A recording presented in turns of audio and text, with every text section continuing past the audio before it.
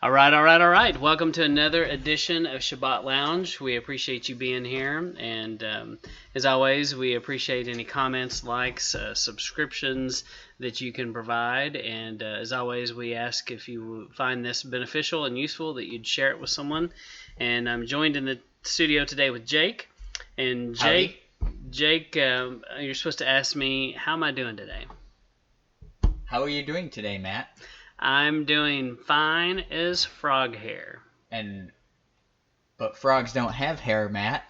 Exactly. So that's one of those Texas expressions apparently you don't say in Pennsylvania. We do not say that. But if you're fine as frog hair, that means things are really good. Things are going good for you because frogs don't have hair. So that's it's so fine you can't see it. That's right. Got it. That's right. Maybe I'll carry that back and tell that to my mother and see what she says. Yes, she probably will be confused. Although she probably knows. Mothers. Yeah. They know things. So don't you have a word for me today? Yes. There's a Polish sausage that I don't think you've ever heard of called kielbasa. No, I don't know what a kielbasa is. We do have bratwurst, but I know what those are. And those are typically non-kosher, and I'm not able to eat them. Is a kielbasa a kosher thing? It can be. Typically it's not, but you can get your all-beef kielbasa, which is what we go after. And but yeah, it's just it's so strange when people say they don't even know what that is. It makes no sense to me, but it's just a Polish kind of sausage. They love it with their sauerkraut and stuff. Yeah. So. Sounds good. You eat it like in a bun? You know what's really good is, you could eat it in a bun. Fry it on the grill is really good. Or if you put it in a crock pot with some barbecue sauce and a beer, it's actually very good. And it is nice and good for you. Well, sounds good. It's fantastic. So you recommend that. Well, it's always good to learn something from the land of Pennsylvania. Yes. And from Texas. Yes. Very good. So I understand you have something interesting that's maybe a seasonable thing. We're in the season of the pagan winter solstice. Right. Holiday time. Yeah, and I ran across this is not of my own making, but it's something I heard, and at one point I saw a post on it, a blog on it or something. I saw it somewhere on the online and in the interwebs, and I cannot find it again, but it was very interesting to me, and most people haven't heard this, so I figured we'd bring it here, so that everyone can be involved. Since we have such a wide audience, that now everyone will have heard it. That's right. So worldwide. Yeah. So the point of this one is, don't be a Scrooge. Okay, you don't want to be a Scrooge. So if you've heard that phrase, what does that mean to you typically? Well, I've seen and read Christmas Carol by Mr. Charles Dickens, and seen the play, and definitely I would assume the Scrooge is somebody that's very stingy and doesn't like to spend money, and doesn't, especially he tends to be a wealthy person, and has employees that he makes work really hard and work through the Christmas day, regardless of what they have going on. Doesn't seem to care about what family things they have going on, and doesn't even want to give them one day off per year to participate in them. And have you ever been told that by someone because of your stance on Christmas? Has anyone said, Matt, you're being a Scrooge? No one has ever really told me that about Christmas. But maybe if I'm wanting to be cheap on something and not spend the money, they'll be like, you're a Scrooge. Okay. So generally, right, it's referring to someone that's unwilling to give to others, right? Scrooge from the story doesn't want to give to the charity. Doesn't the government take care of that and all this stuff? and then or the poor houses, and then, or it's just someone that has a bad attitude about Christmas will get that label too. So someone stingy and miserly and greedy, or someone who is grumpy at Christmas time. And right, it's referencing Ebenezer Scrooge from the Christmas Carol story, who is portrayed that way at the beginning, anyway. So I think there's a couple points I want to make about this, and one, it has been made over and over again about the anti-Semitism in that story, about how he's a greedy banker Jew with a pointy nose. If you read the story, it describes him as with a pointy nose, and clearly his name is of the Jewish sound to it. With Ebenezer. Yeah. Mm-hmm. But actually I'd never had even thought about that till you said that one day, and I was like, that's pretty interesting. Yeah. And so, but at the end, right, he opens his heart to the spirit of Christmas, and then he's become saved, right, as it were.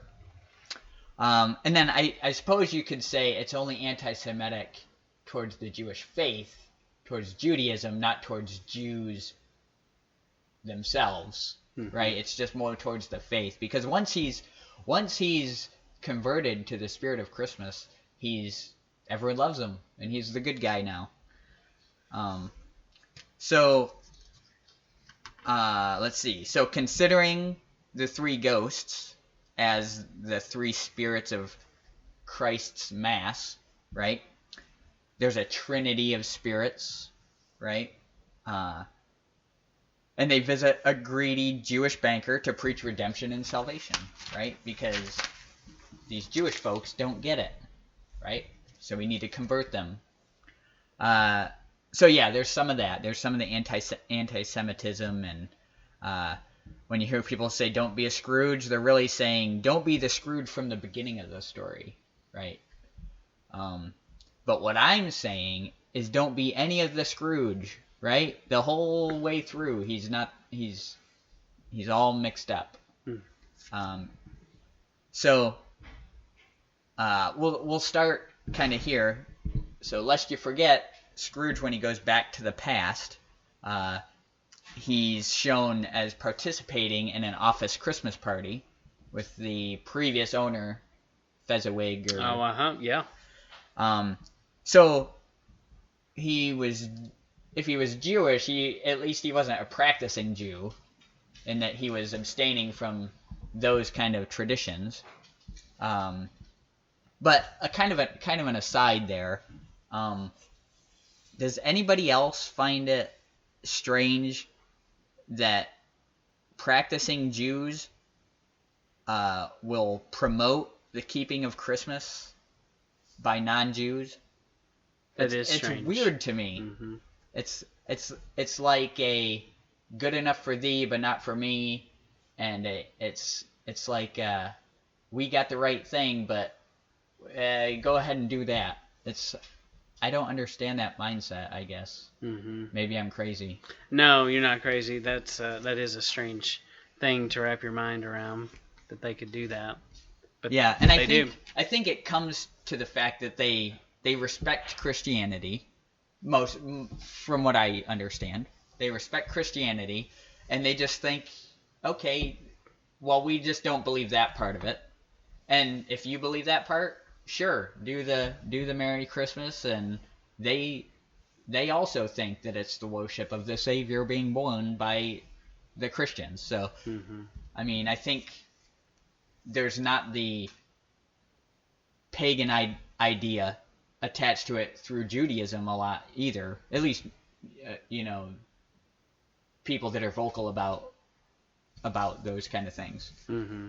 Well, it's interesting you bring that up, because Keely and I had to go out and we went shopping Friday night, and we went to the store that has red on it in like a circular shape on the logo. Okay. And so you all probably know what store that would be, and they had all kinds of Christmas music just blaring, and they were, it's just odd how that is so pushed and you can't get away from it. Yeah. And everyone seems to embrace it. It doesn't matter if they are Muslim or Hindu or Jewish or whatever. Everyone just kind of adopts it and takes part in it. Yeah. Nobody seems to question it or they just go along with it. Yeah. One of the other things that I was gonna ask is escaping me. Oh, yeah. On that note, leave your comments. What do you say when you're leaving a store and someone says Merry Christmas? Because that was like one of the first things for us was like, no response. You know what I mean? It's you get all like, oh, I didn't even think about what I need to say in this situation because I don't want to wish Godspeed on the person that, isn't, tells you basically not to wish Godspeed on the person. But I don't want to support the Merry Christmasing. So why would I say Merry Christmas to you as well? And we kind of fell on, well, have a blessed day or something like that. But if I don't know if you have thoughts on that. No, that's good. I do get that a lot, because I'm in the public and I am in a position in sales, and I do have to kind of be careful with things that I say because I don't want to I have to be pretty neutral with my clients, and so they will tell me sometimes things like that, and I'll usually just say thank you. And sometimes, I usually just say that, and that's it. Because I know that they mean it to be some good thing, right? And so I don't feel like I'm really participating. I just say thank you, yeah. And they're probably expecting me to say Merry Christmas back to you or something, but I just leave it at thank you. Yeah, and I just wonder what goes through people's mind when they hear that. But Well, I did it today to somebody, and I could tell she was really wanting me, I think, to say Merry Christmas back to her, and I didn't. Yeah, so. It causes people to take a step back, I think. Yeah. But yes, if you have any tips on responses to that, add them in the comments. Yeah, that'd be good. We'd like to hear that. Yeah. So anyway, I'm saying don't be any of the Scrooge, not the Scrooge from the beginning, not the Scrooge at the end. Okay? So the story shows a Jewish man who refuses to participate in the pagan holy day of Christmas, right? And then he's berated for it constantly, right? They set up decorations, and they're foisted upon him, and when he doesn't like it, then he's met with scorn from the people around him. They're trying to force him into accepting their feast day, their holy day. Basically, their idolatry, essentially. Granted, Ebenezer doesn't come at it with, like, love. So right. We're not saying we think he's a good guy right. necessarily, or right. someone to emulate. Right. We're still saying don't be a Scrooge, but kind of for a different reason maybe than what is typically meant. So let's see. Yeah, but at least at the beginning he's holding to his principles. He's like, no, I'm not doing that Christmas stuff, right? And then he goes home where a demon spirit comes to him and tells him to change his quote-unquote evil ways, right? So this is Ebenezer engaging in necromancy, for one. And if he was reading his Bible, he would have been instructed to dismiss that spirit, right? He didn't read 1 Samuel 27:28 with the Witch of Endor. The Witch of Endor, yeah. Yeah. So he's visited by 3 other demons, and they use terror and fear to con him into worshiping a false deity who was born on December 25th. And so Scrooge abandons his principles out of fear from demons and turned to the spirit of Christmas for his salvation. So don't be a Scrooge. Don't deny the truth and turn from your principles only to follow the fun and Christmas, the fun of Christmas out of the fear from evil spirits and the harassment from others. So our message is don't be a Scrooge at all, any of it. Any of the Scrooging. That's good. So that definitely was a different take on that story, and it is something you have to think about because people ask you, "What are you doing for Christmas?" and "What are you doing?" They do ask you those kinds of questions, and if you haven't thought about an answer, you do need to have one. So Yeah. And then because it is an opportunity to, and then when you get back from work, some people may already be off work now, and when you come back from work, people are going to ask you what How you was did. your Christmas vacation? Right. And I do think that you can answer that in a loving way, Right. And we don't have to be jerks about it. Yeah. Because you don't have to be a Scrooge about it. That's right. You don't have to be a Scrooge about it because you could be like, well, my goodness, let me tell you, it's not Christmas. Yeah. You could go and be ridiculous, or Yeah. you could just say, well, in my house we celebrated Hanukkah in this time, and that's an easy kind of softer introduction. And then if they have questions, if they're kind of interested, they might ask you. But I find most people will the conversation just kind of stops. It kind of walks away. Yeah, they're like, it just backs away into the bushes. Yeah. Pretend I never said anything. Right. I liked what you said, backing into the bushes. Yeah. That's exactly what happens. Yeah. So don't be surprised if you get that too. Right. And that's really all I had. I thought that was an interesting take on what Scrooge really is and how you can kind of apply it to a walk. And I just thought that was cool. So yeah.